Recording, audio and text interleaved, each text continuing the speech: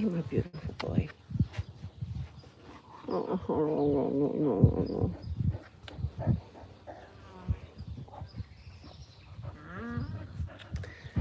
It's just a Sunday. I think it's a Sunday. I don't know, all days are the same here. I think it's a Sunday. Beautiful morning. There's high cirrus cloud. So the sky is kind of blue and whitey blue. And blowflies are busy looking for their next meal, which is what you always have on the farm. There's always flies. The sheep are quietly grazing. The horses must be somewhere down the back of the farm because they haven't come up for their breakfast yet because I fed them early. They'll come up and go, oh, the gate's open. Oh, the feed's out.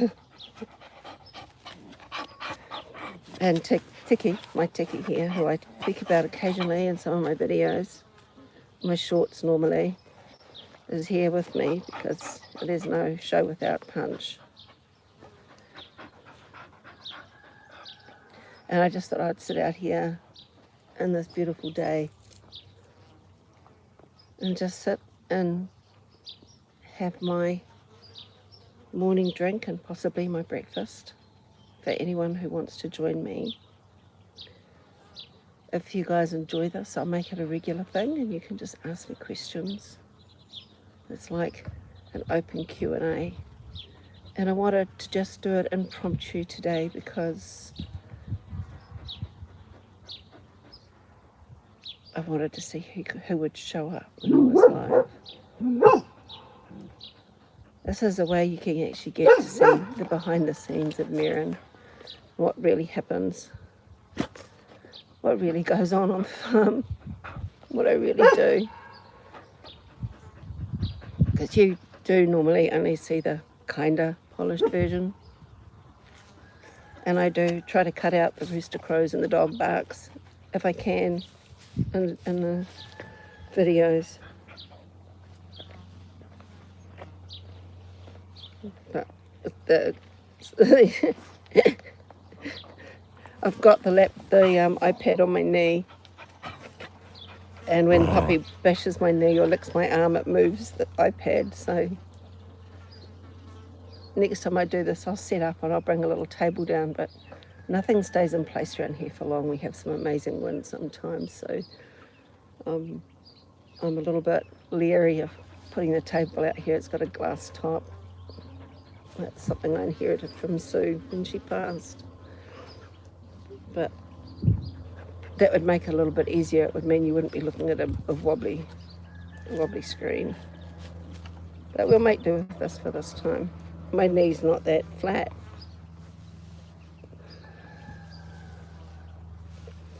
It's kind of weird just talking to a camera and there's no one here yet. But I just didn't want it, if you watch the replay, I didn't want it that you're sitting there watching a replay and I'm just doing nothing. So I'm just waiting for someone to show and ask me a question. I don't know what time it is around the world. I know it's 10 p.m. in the UK, which means it's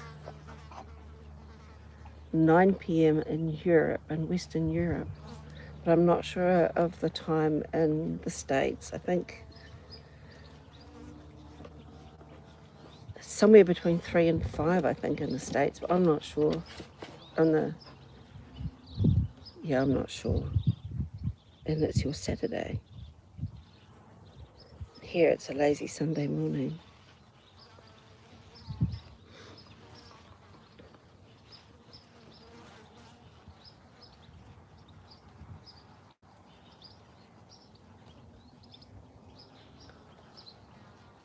Strange being 13 hours ahead of Greenwich Mean Time.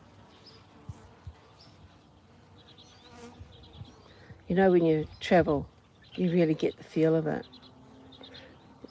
I've been listening to Adrift, which is an Apple podcast about the Robinson family who took to sea in the 70s. And it's interesting because I've been to sea. And yeah, I'm a salty. And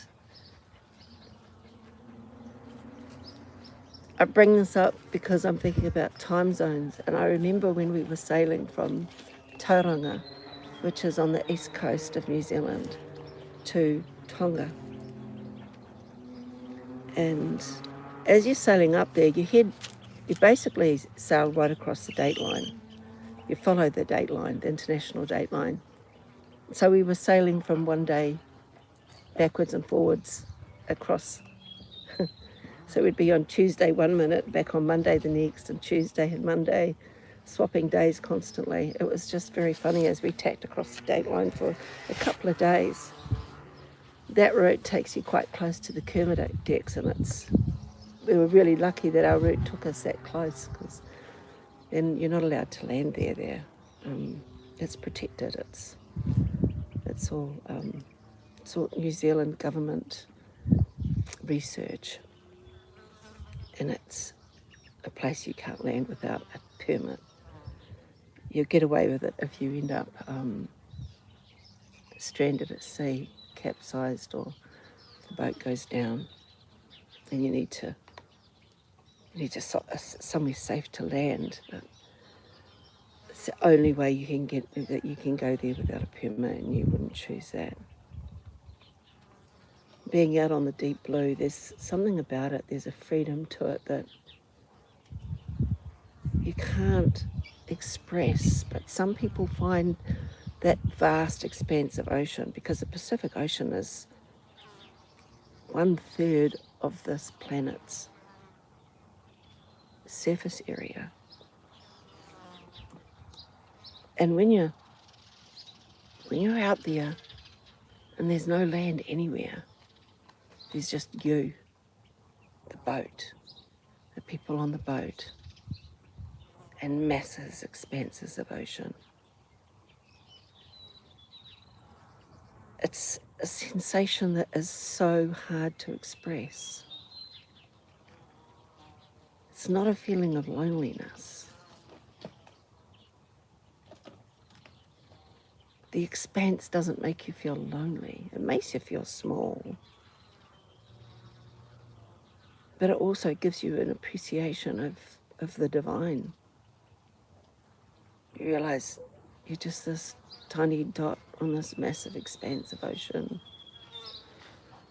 at the whim of the wind and the waves.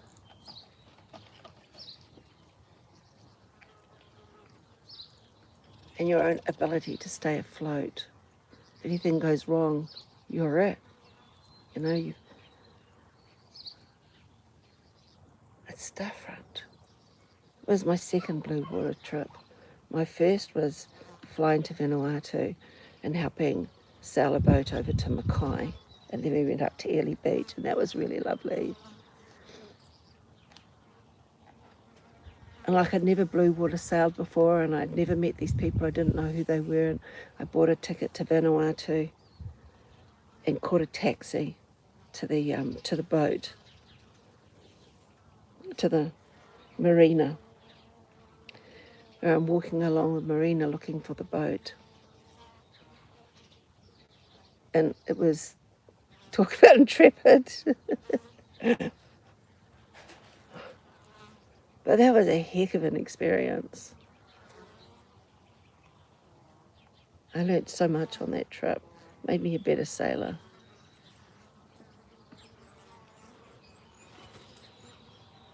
Yeah, until then I'd only really done harbour sailing. I mean, when we got our yacht and I was doing coastal sailing, it was as easy. It didn't scare me at all, because if anything happens, the coast's only a couple of miles away, 5 miles at most. But when you're sitting there at the helm, sheet in hand, sheet is the name of the line you're holding that controls either the mainsail or the jib.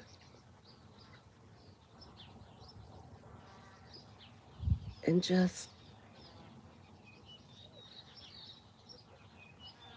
You feel everything. You feel the current, you feel the movement of the water beneath the boat, beneath the hull. You feel the wind in the sails and how it tugs on the sail because you're holding on to the sheep, so you know exactly what's happening. And it's all feel. It's being 100% present in the moment. Because if a gust hits, you've got to be present. And I guess that's where I really learned my presence, by being fully in my body and aware of all things. And I loved it. I loved just being on the ocean.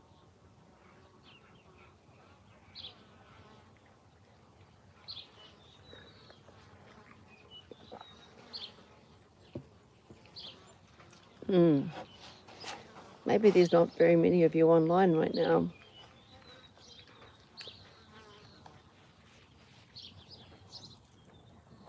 Just thought it might be a nice way to connect if we all got online. Well, I might make this just a half-hour thing if nobody shows, because I don't think I can ramble longer than that. We're pretty much in midsummer, having just passed summer solstice here, but it still feels like spring. Like yesterday was so cold, I was wearing a jumper and my merino possum hat and a windbreaker with a jacket underneath. It was cold, and today's very warm, and as I said earlier, the flies are busy, you can hear them. I'll be quiet a moment so you can hear the flies and the birds.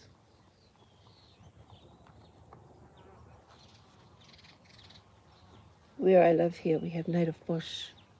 Oh, less than 100 feet, about 100 feet away is the native bush from where I am right now. We have a whole heap of native birds here. We have keridu, which is the native pigeon, and tui, which is the parson bird. It has little white feathers at its neck.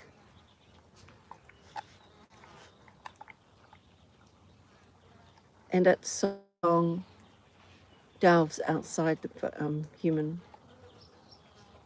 audible range. So you'll hear it, you'll see it singing. You can tell it's singing, but you can't hear it, because I think it goes above and below our hearing. And the bees are busy because the manuka's flowering. This time of the year, the beekeepers get some nice manuka honey off these manuka trees. They have beautiful white flowers, and they just have a tinge of pink in them, right in the centre.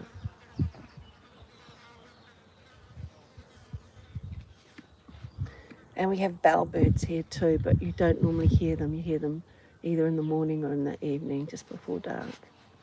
They sit in the trees and they sing. Tuis tend to be around a bit more of the day.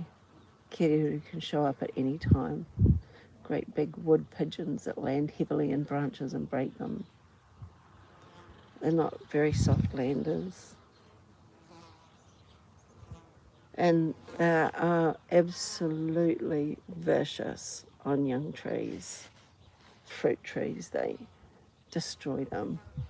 So you have to keep the nets on the trees for a few years till they grow enough to be able to withstand the keridu attack. And of course we have the piwakawaka, the fantail, which is a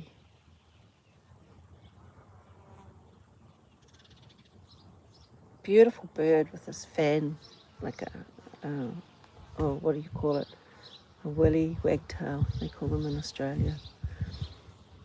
And they just, they have this very strange sort of flighty flight, because they actually catch bugs on the fly. And so when you're walking through the New Zealand forest, they follow you, because you tend to disturb the insects as we walk through, and so they come to nab the insects that come up around us.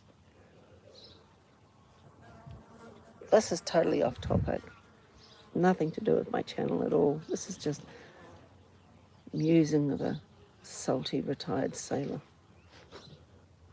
on a summer's morning, coastal Otago, New Zealand.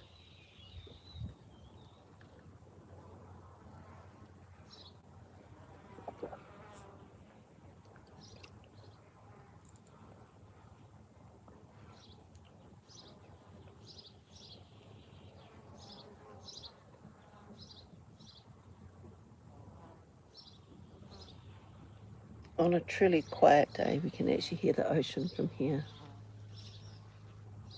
There's just a little bit too much motion around. And the wind's from just slightly the wrong direction.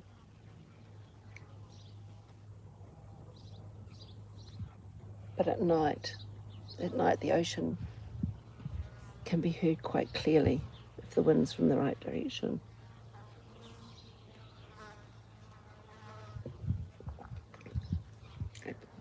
It's 2 kilometres that way. And when I'm looking out this way, I'm looking out at the ocean, the Pacific Ocean. Sail across there far enough, you'll hit Chile.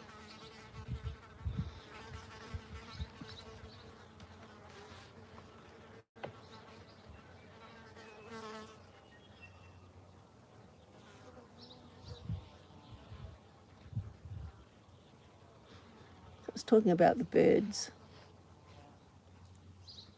We also have the shining cuckoo, which is a New Zealand native. And it makes a sound that's very similar to the sound that Keats, baby guinea fowl, make. And whenever I've heard it in the past, that's what I thought it was. And then one day, one was just out here. And I saw it through the window. And my heart stopped because it has these iridescent colours and so much beauty, you know, just so much beauty in this beautiful bird. And I didn't know what it was. So I Googled it, as you do.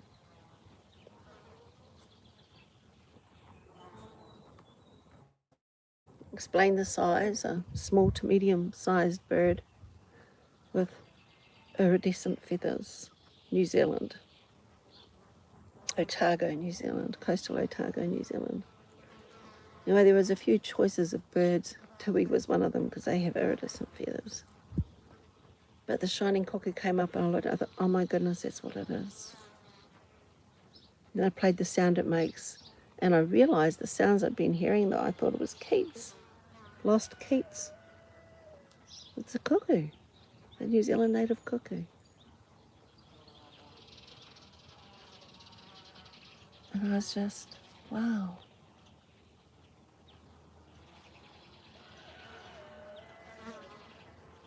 So I'm sitting here and you can't see it. You might be able to hear it. There's a sheep, a young ram, just through the gate over there. And I can hear him eating. The other sheep are just out eating.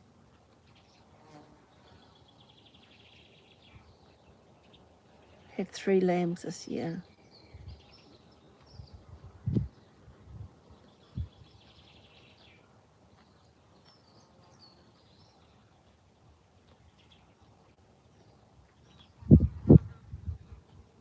Quiet pastoral scene. I remember as a child,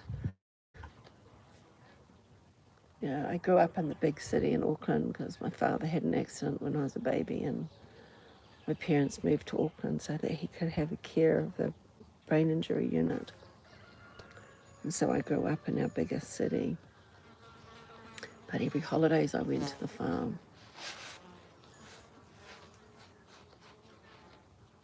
And to me it was my happy place, it was my safe place. The calm and quiet of the farm. Being around the animals. I always loved being around the animals.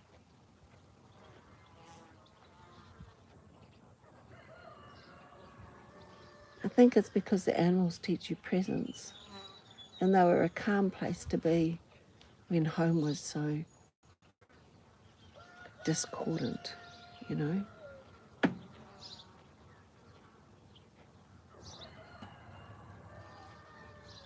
It's a place I felt loved.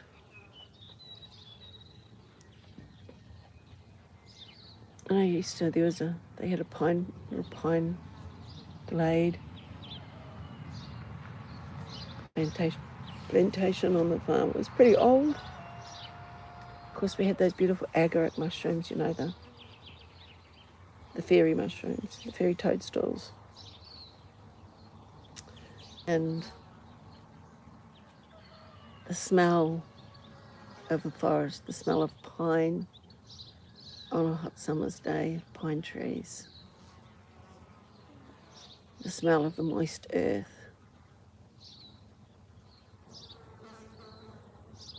that rich smell, all a part of my childhood.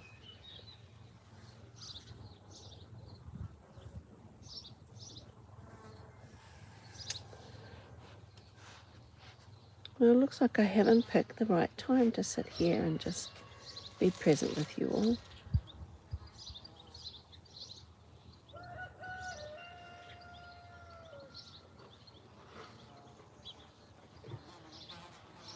We had the full moon last night. It was just over 12 hours ago.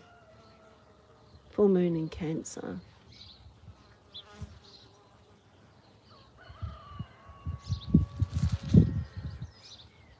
Couldn't see it last night because of this cloud cover. It was heavier last night. We were like under complete cloud cover. We have been for a few days.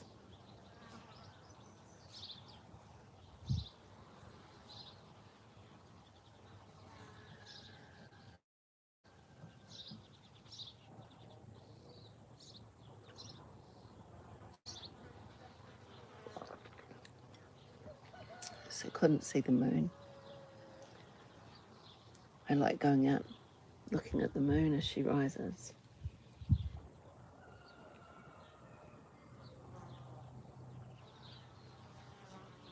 Sometimes I watch her rise before I come in, after my evening tasks of caring for these critters, making sure they have water, feeding them.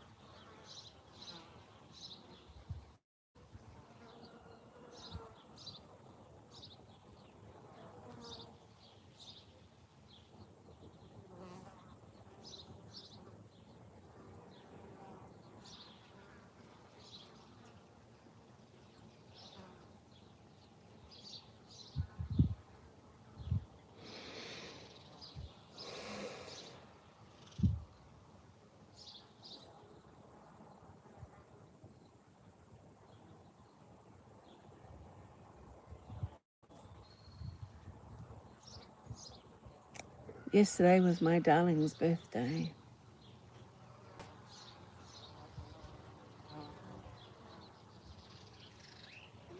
She's been almost. I realised I've been living in this caravan on my own longer than we lived here together.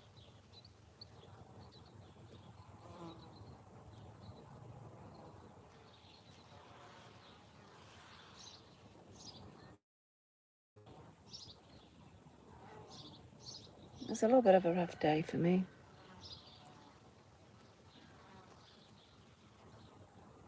It's never easy to get through those anniversaries. But you know what? If you're having trouble with it, if you're having a struggle, if you're feeling a little bit more intensely in this season, it's okay. It's actually important you let yourself feel. Yeah, I know when I lost my daughter, I didn't give myself time.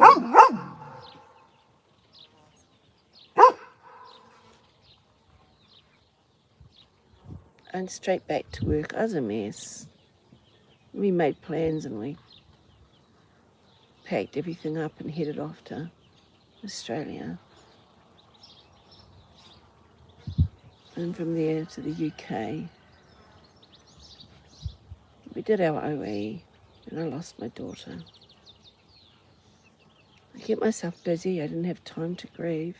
I still carried it like a balloon in my chest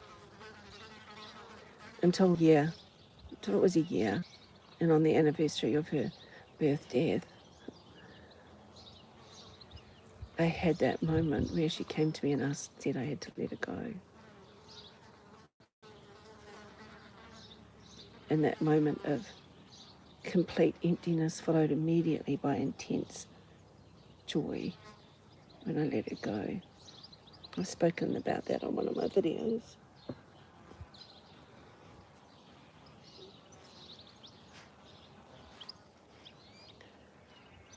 But you carry that grief heavily if you keep yourself busy. Not that it's lighter if you sit with it. But when my next daughter was born, 6 years later, I hadn't dealt with my grief. And so she was born, I looked at her and she wasn't the child I'd wanted. She wasn't the baby I'd lost. And I was filled with so much guilt for the feelings that I was feeling that I went into what they call postnatal depression, but in reality it wasn't. It was just compound grief. It's just grief.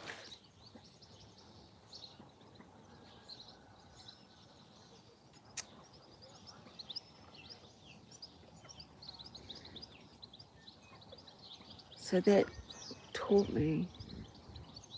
Then my son was born and he got sick many years later, of course. There's 6 years between my two daughters and 8 between my daughter and my son. And he came along and was diagnosed with cancer. And he was 4.5 months old, and that was another form of grieving, This time I sat with it. This time I was present with it and I dealt with it at the time. So it wasn't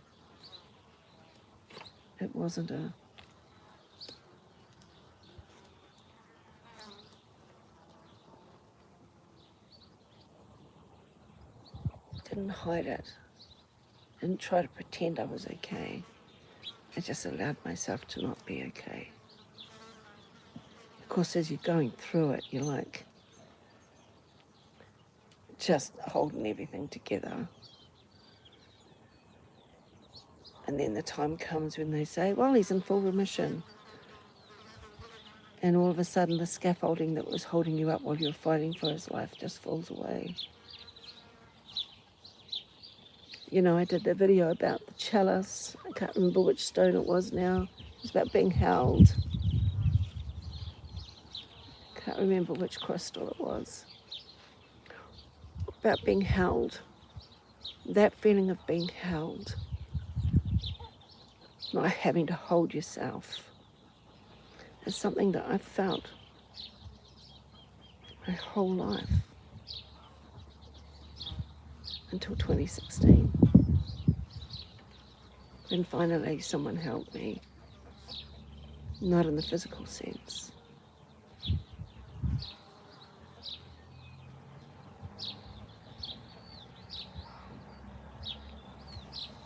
And once you know what feeling held feels like,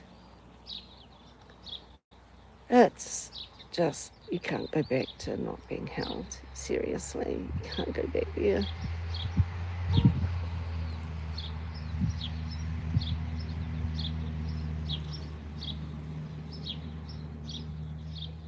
Once you've felt held, you'll never settle for not being held again. Well, I've had 30 minutes of waffling at the camera now.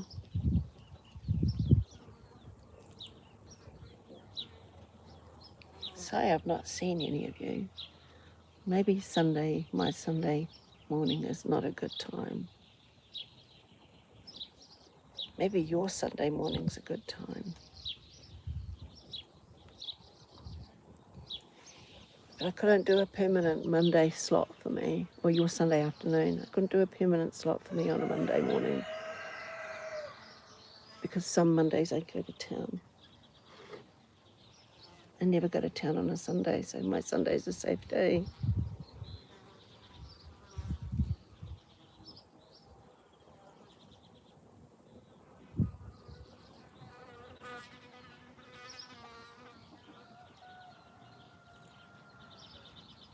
I'm going to take you for a little walk, and I'm just going to show you the farm, a bit of the farm.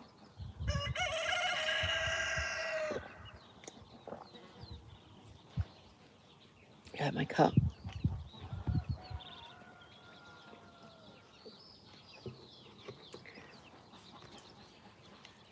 Sue had one of them, and I said, "Where did you get it from?" And she said, Society 6. So we went online, we bought 20 of them of varying colours.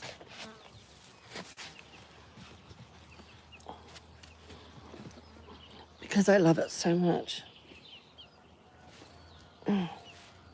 Drink coffee in mantra om. It says on the bottom of it, which is just perfect. But here's a little taste of rural New Zealand farming.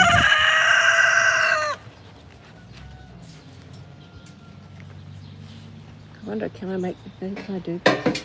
Yes, I can. You can see my sheepses.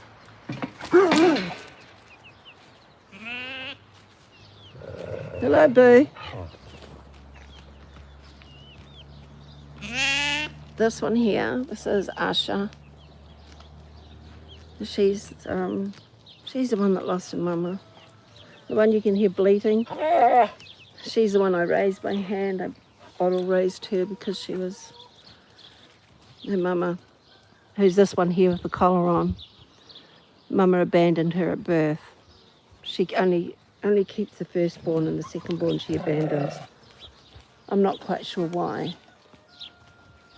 Maybe she feels she can't feed too, so I end up raising the other myself.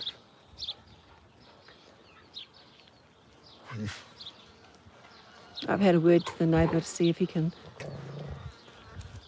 share them for me.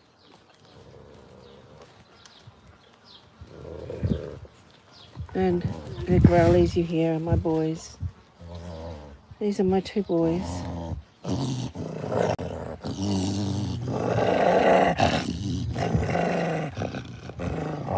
The growly one's Ticky. He got beaten up a lot as a puppy. Riley here put him in his place constantly. And so now Ticky puts Riley in his place all the time. And Riley's not even allowed to come to Mum for cuddles anymore.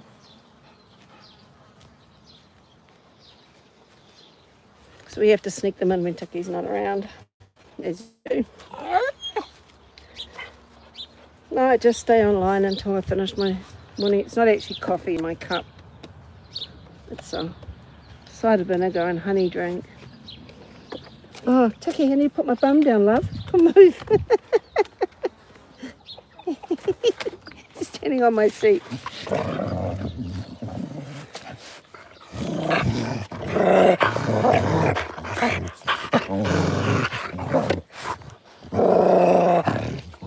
If you come and you watch this later, then you like the idea of Sunday morning. Sorry, that was the dog's getting a bit too close with their growlies and knocking my iPad.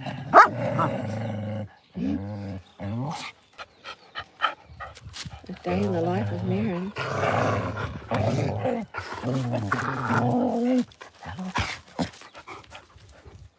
I don't find it very exciting. To me, it's just my life. But my friend tells me that it is. It's really interesting for other people because it's not their life.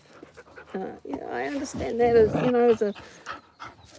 as a photographer, you tend to think you got to take pictures of things that are exotic, but your mundane is somebody else's exotic. So I'm giving this a try. If you actually do sit through this, because No one's turning up live. If you do sit through this, you can ask me questions afterwards, I guess. You can send me questions to my email. It's in my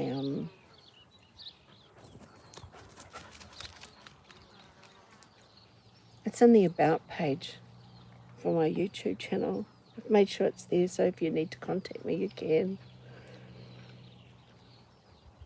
And you just send me an email with some questions, and I can answer your questions next time we do this.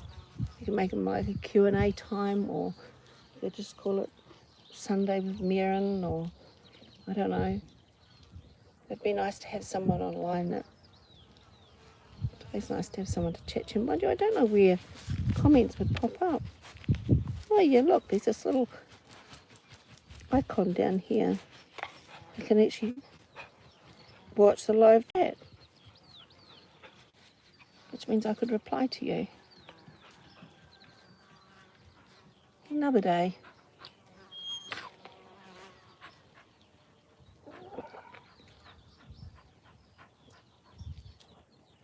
So there's something really peaceful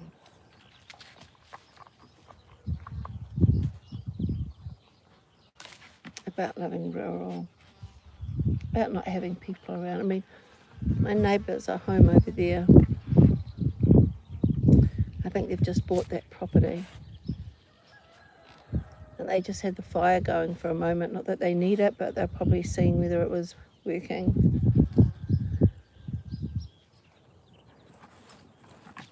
A lot of black smoke came out the top. Like I don't know, is there something that you can put in that you burn that burns off the flue? Rather than getting a chimney sweep in. That's the way we used to do it in the old days. We used to just sweep the chimney.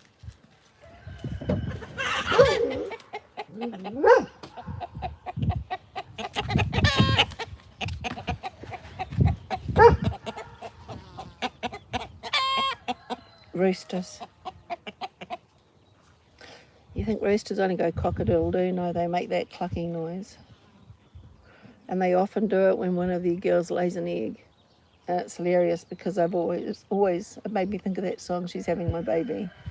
As a rooster stands around, chest puffed, and he's clucking like that, and he's singing, She's having my baby. They're funny creatures. You know, Sue told me that they are direct descendants of Tyrannosaurus Rex. And I tell you what, when you're trying to put your hand under a broody hen, you'd believe it. Oh my goodness, those things can be vicious when they're broody. They guard their eggs like they're gold. In fact, I have one hen here, who is such a ferocious mother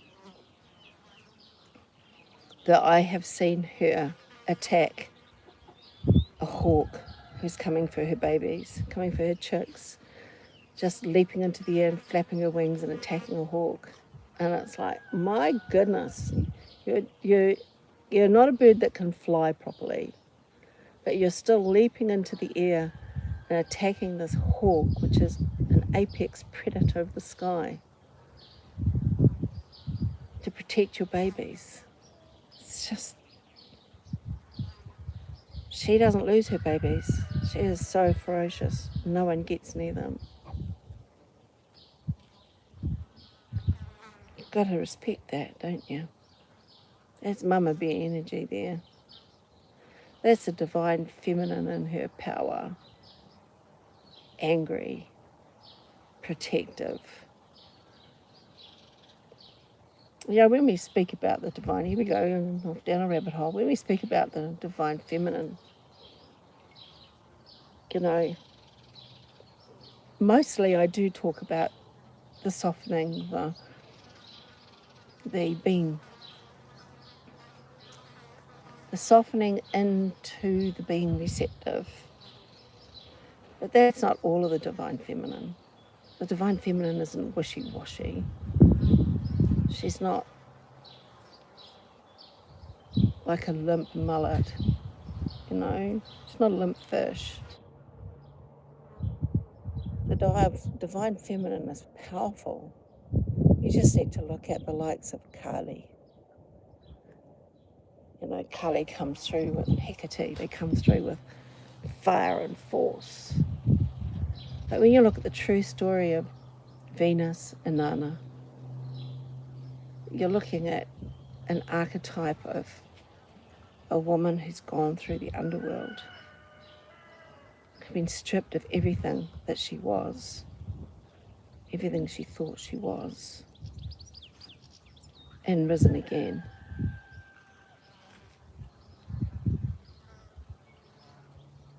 And that is a quiet, raw power. It's not a power over, it's a power within.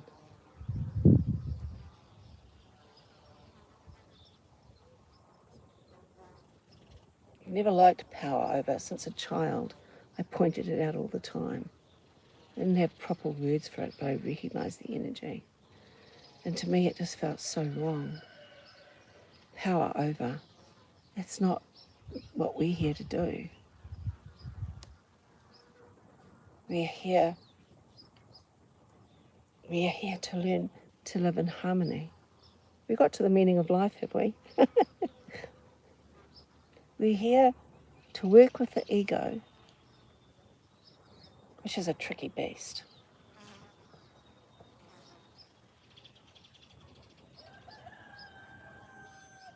Ego ensures that we stay alive, that we get out of bed in the morning. Ensures that we strive to be something more. We strive to learn. We strive to understand. We strive to be.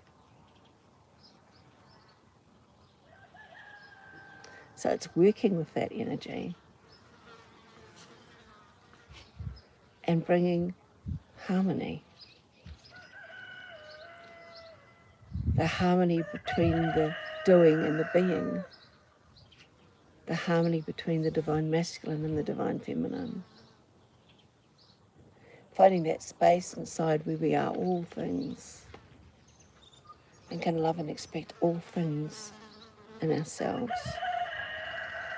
without compartmentalizing and deciding that we don't need one thing over the other,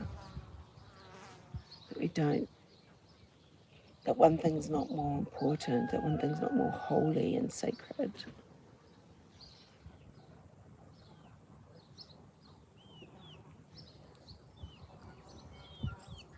But more that all things are sacred. The ego is sacred. And if we demonify it, then we're demonifying a part of ourselves. And that's not self-love. We demonify it in others. That's not love of others. It's not love of self either.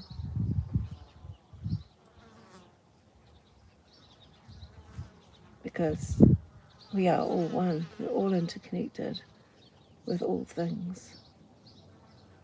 That's why when you stand barefoot on the earth, her energy can heal. When you lie on the earth, her energy heals. You know, there's a Native American tribe that actually digs a shallow grave and lays there unwell in it, and then covers them with leaves for several days for healing. Because the earth heals. And when I realised that as an inner standing rather than an understanding or an outer standing, when I actually realised that, I stopped putting my birds in cages in the shed. I started making sure that they spent time in the sun, on the earth, and touched with the soil, with the planet. And I started having a higher success rate, less inflammation. And we insulate ourselves from the earth by wearing shoes.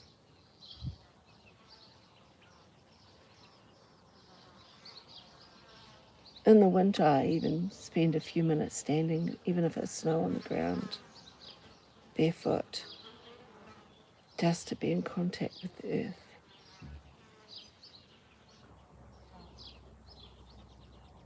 Because when we allow ourselves to be present with her, sink down into that full presence with the earth, feet grounded, feeling her energy flowing through our energy fields. There's a softening and opening that happens, and energizing that is different from our own energy. And you can actually feel into how connected we are to everything. But our egos are so busy with me, I, us, them, that we don't tend to feel that. We don't. We separate ourselves from it.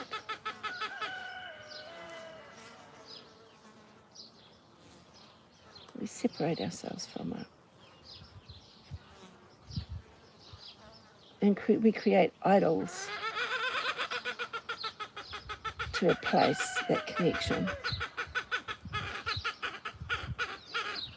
And I think that's what the Bible really talks about when it talks about not creating idols. It's not looking outward, it's looking inward. I mean, that's what my channel is all about, really, is return to body. It's that name for a reason, because embodiment is so important. First we ground, then we open our hearts, and then we can fully embody our souls. And it's not easy work, but I can promise you, if you can do it, if you can be steady with it and do the work,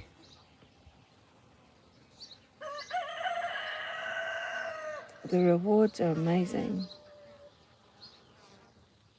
I used to be terribly in the victim mindset. Yeah, I took accountability for my own things, but I was still in, why is this happening to me? What did I do wrong? Life is so cruel. We live in hell. Earth is hell. Now, I can't pinpoint the moment when I changed, when I realized that Earth isn't hell. We create our own hell through our own perceptions.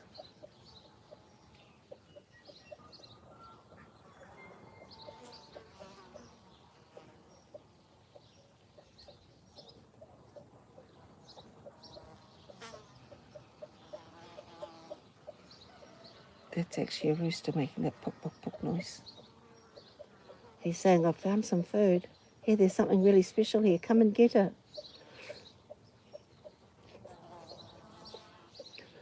He's trying to entice a hen over. He's saying, look, look, there's food.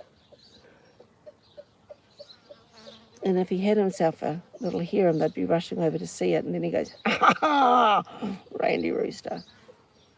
Yes, he's got a couple of hens. There you go. A couple have come to check out what he's doing.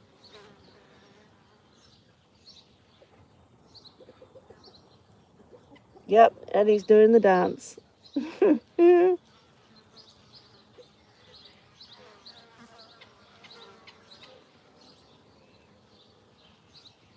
But she sidestepped. She wasn't going to have any of it.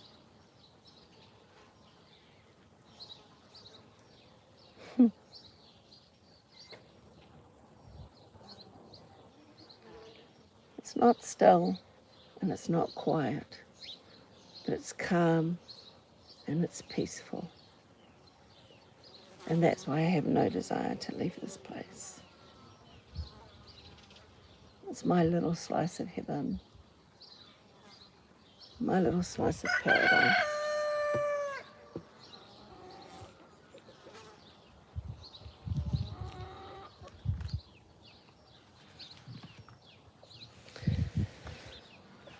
So if you're watching this a little bit later, tell me what time that suits you. We'll see if we can find a time that suits people. I mean, for me to be outside and to show you outside and for us to be present with this, it needs to be at a time that I can do it. And some days it's just too windy and I just have to talk in the van. This is the first calm day after a few days of wind. It's the first day I can see the sun after a few days of no sun.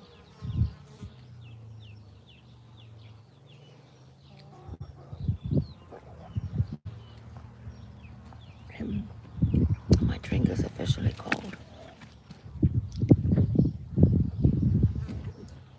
It's okay, boys. It's okay, Tick.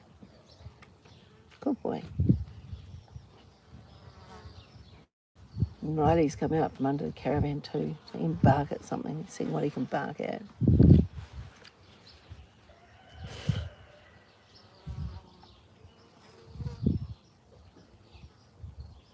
I've been living here on my own for almost 3.5 years. Some of the work on the farm's got behind because it's a lot to do for one person on her own. And grief paralyses you and you don't get as much work done as you'd like to.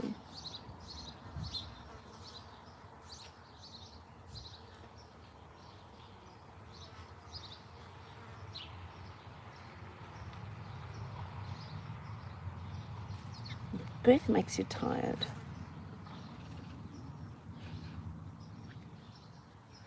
It means that some days you just don't feel like doing anything. You can't bring yourself to do anything. But I still have to get up and feed the animals. And while I'm doing that, I do a couple of other jobs that I see while I'm out doing it. But I don't go looking for work, which is what I should be doing this time of year. Because, you know, I'm doing well, but I'm still grieving.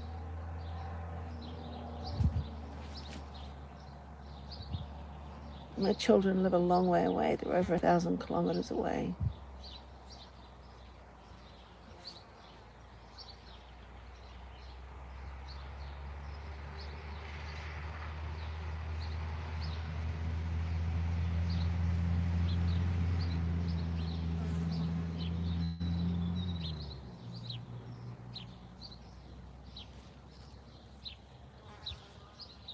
It's just me and my dogs.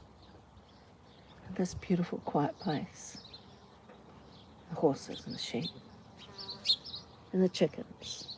The hens and the roosters and the chicks. The ducks and the guineas.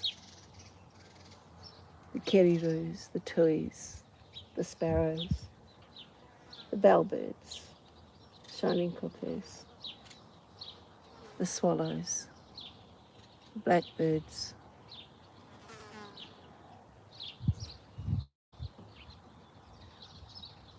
fantails, the tits,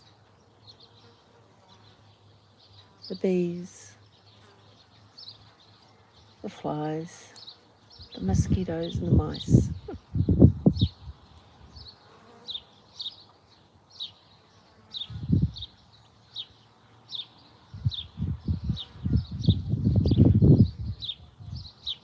And the breeze that today comes off the Pacific Ocean.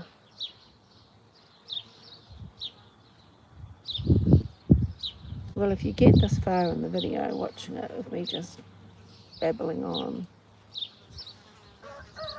thank you. I appreciate you just sitting with me, listening to me ramble.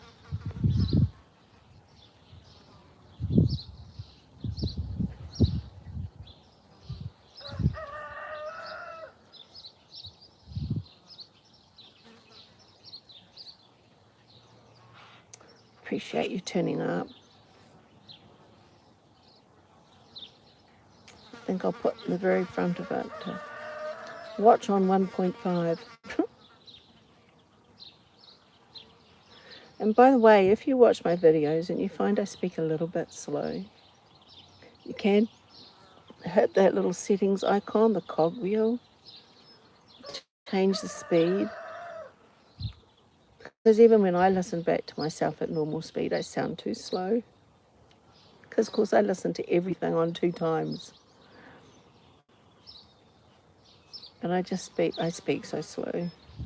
I didn't used to. I used to be a trip over my words, speak so fast that you couldn't tell what I was saying all the time. I just saw hyper energy all the time. I was hype. And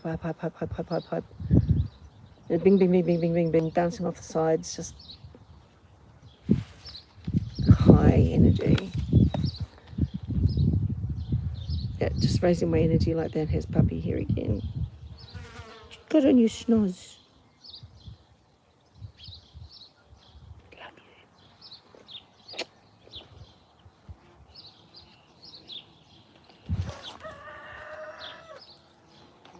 And I remember I was working for a woman that was making a magazine, a cross-stitch magazine, when I was living in Adelaide. And she spoke very slowly.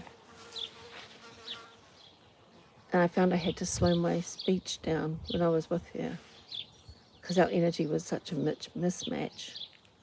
So I slowed myself down to meet her where she was. And I thought, actually, I could learn to be slower.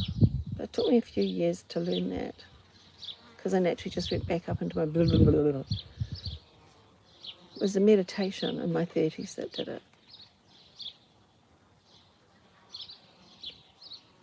And I learned to meditate. Yeah, now to me, meditating isn't sitting in a cross-legged position, chanting Om. Meditating is something that I do with every breath. Meditation is simply just a way to learn how to be present. But when you're actually fully in the now moment all the time, that is meditation in itself.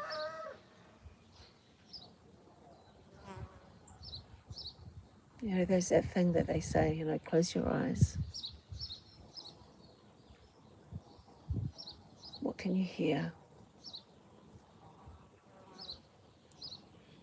What can you smell?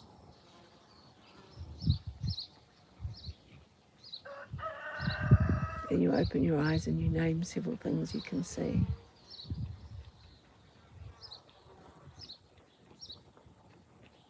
And then if you just drop right down through your spine, anchor into the earth and be fully present. That's it. You're there. That's what presence is all about. Being here. No need to perform. No need to try to be anything that you're not. Just here.